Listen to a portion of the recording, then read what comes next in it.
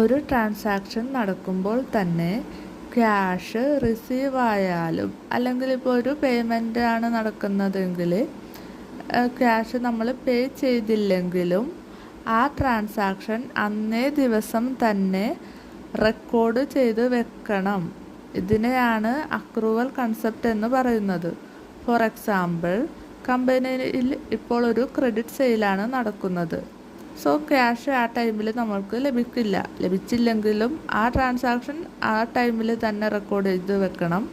പിന്നീട് എപ്പോഴാണോ ക്യാഷ് ലഭിക്കുന്നത് അതിന് മറ്റൊരു ട്രാൻസാക്ഷൻ ആയിരിക്കും നമ്മൾ എഴുതുന്നത്. അതുപോലെ തന്നെയാണ് പേയ്മെൻറ്റിലും. ഈ ഒരു കൺസെപ്റ്റ് അക്കൗണ്ടിങ് പ്രിൻസിപ്പലിൽ വളരെ ഇമ്പോർട്ടൻ്റ് ആയിട്ടുള്ള ഒന്നാണ്. അതായത് ക്യാഷ് ഫ്ലോ നോക്കാതെ ട്രാൻസാക്ഷൻ നമ്മൾ റെക്കോർഡ് ചെയ്യണം. അത്രയേ ഉള്ളൂ.